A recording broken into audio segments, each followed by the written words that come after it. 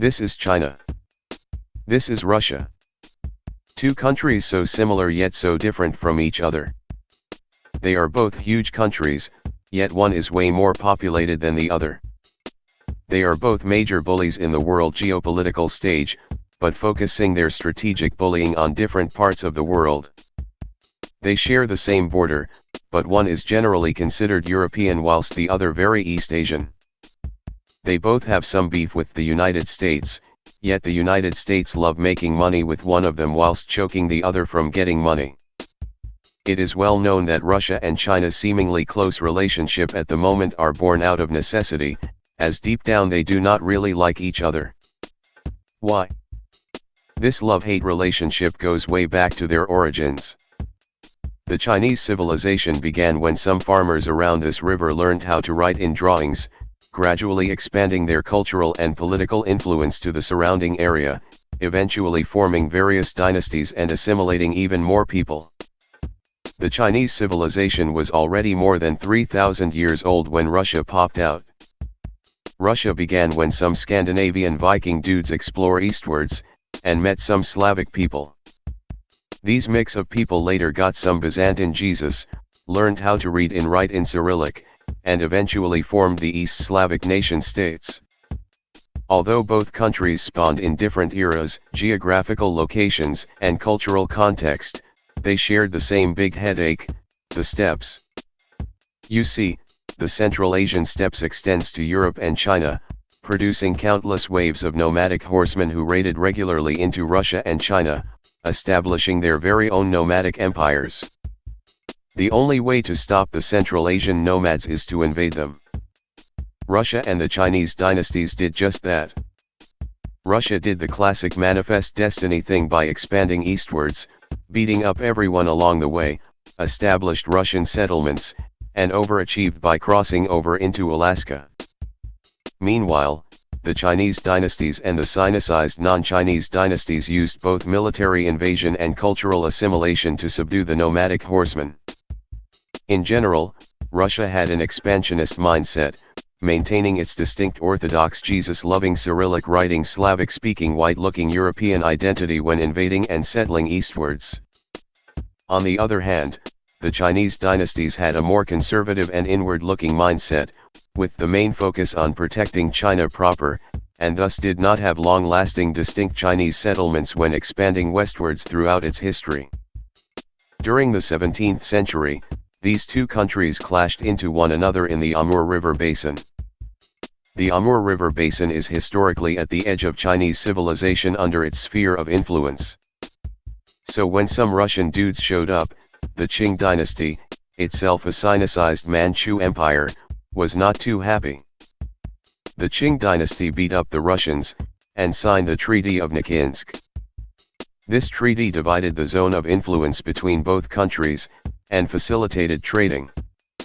The early Russo-Chinese relations were rather difficult due to mutual ignorance, lack of common language, and the Chinese snobs traditionally treating every non-Chinese as inferior barbarians who should pay tributes, something which Russia definitely did not appreciate.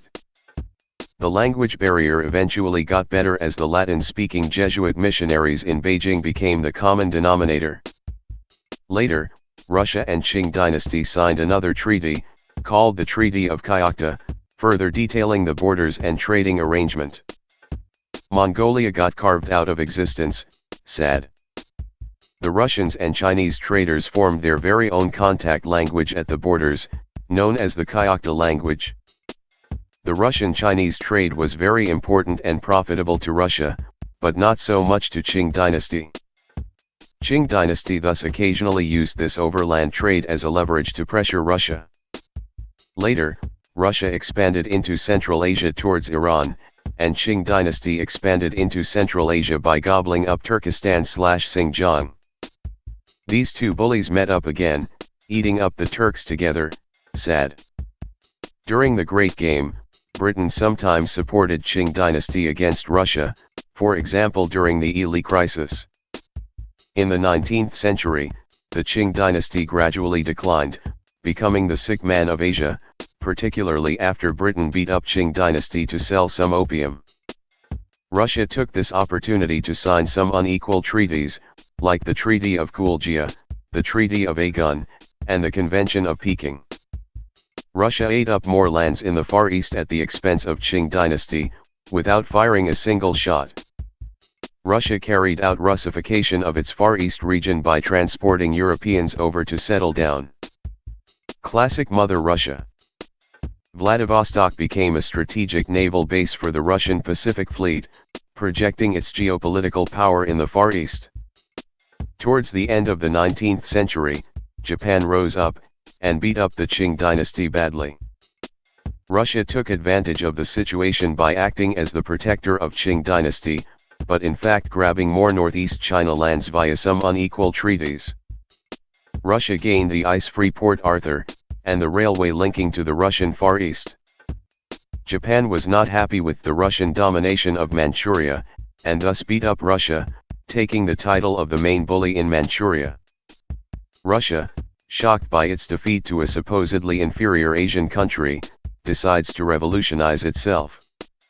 Soon, China revolutionized itself too. Russia will not be out-revolutionized by China, so it made another revolution. Both countries abandoned their monarchies, one more bloody than the other. Following World War I, Russia and China descended into civil wars, one took longer than the other.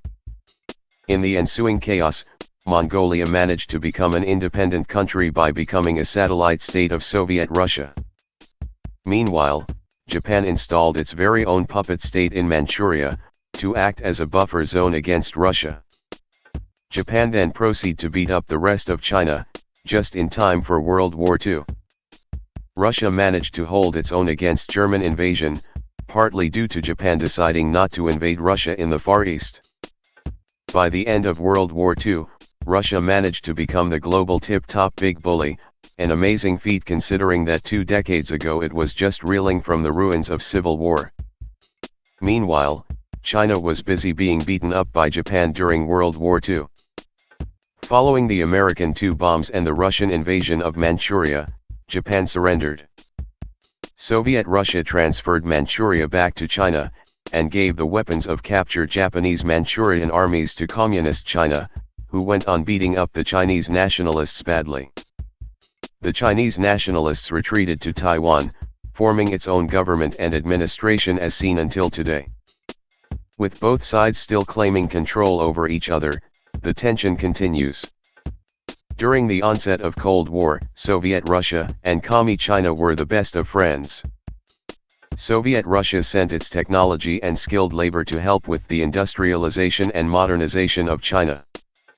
However, their relationship later went downhill, largely due to the different interpretation of communist ideologies. In addition, China was not too happy with Russia being friendly with India, who had and still has a beef with China on some land borders. Following the Sino-Soviet split, both countries competed to be the top dog of the communist world, fought some small battles directly, and a few indirect ones too. Nevertheless, both countries were also being pragmatic by supporting some Vietnamese rice farmers to beat up the United States.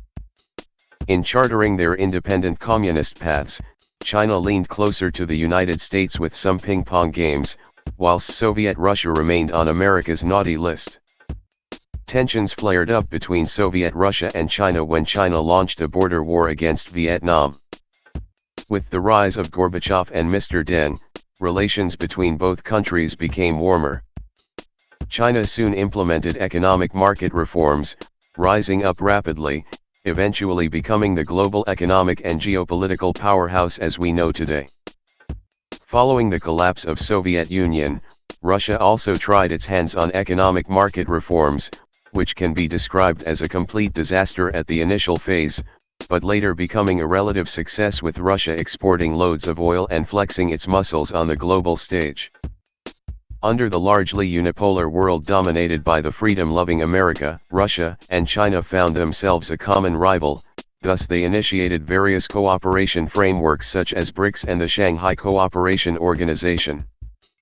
These mutually supportive initiatives provide a counterbalance against Western political and economic hegemony, steering the global geopolitics towards a multipolar direction. Today, China is seen as Russia's bank, whilst Russia is seen as China's energy security, a practical relationship underlined by historical rivalry and mutual suspicion. The nature of this relationship is best exemplified when Russia started to beat up Ukraine. The Western countries reacted by sanctioning Russia, partially shooting themselves in the foot by rejecting Russian oils. Russia thus turned to the ever-resource-hungry China as the main customer of their natural resources. It is a win-win situation, as China needs Russia oil to reduce reliance on the Malacca Strait, which can be blockaded anytime by the United States and its minions, whilst Russia needs Chinese money to survive. Nevertheless, due to China's economic might, Russia became more and more dependent on Chinese money, a risk that Russia is well aware of. Nevertheless, as long as there is a common threat like the United States which outweighs self-interests, Russia and China will continue to be friends, for now at least. If you love the current warm relationship between Russia and China, why not pay a visit to their children? The Russian Far East is a piece of Slavic Europe in East Asia, receiving lots of tourists from nearby East Asian countries who would like to experience Europe. Manchuria, particularly Harbin, is a remnant of historical Russia in China, receiving lots of tourists who would like to experience Russia but not the full-blown version. If Russia did not expand all the way towards the Sea of Japan, Vladivostok would probably just be another East Asian town today. Conversely, if Qing China did not manage to beat up the Dzungars, East Turkestan might be a Kazakhstan 2.0 today, giving the world another post-Soviet Turkestan country. The existence of Russian Vladivostok and Chinese Xinjiang is a testament of their historical expansionist ideals at the expense of each other. China sees Russia as a place with lots of good-looking people, strong army and military industry, can endure the cold very well, and sometimes very drunk. Russia sees China as super hard-working, good food, and at times jealous of China's economic success in contrast with Soviets' economic failures. Both are seen as expansionist jerks, and sometimes opportunistic allies. Can Russia and China coexist peacefully together in the future? Of course, as long as there is a common rival. Besides United States, potential new common enemies may include a remilitarized Japan filled with crazy Japanese soldiers kamikaze the crap out of everyone. Some crazy Korean rockets flying everywhere, or maybe some crazy Central Asian steppe warlords rising up and kick Russia and China back to their original historical homelands, who knows? Thanks for watching.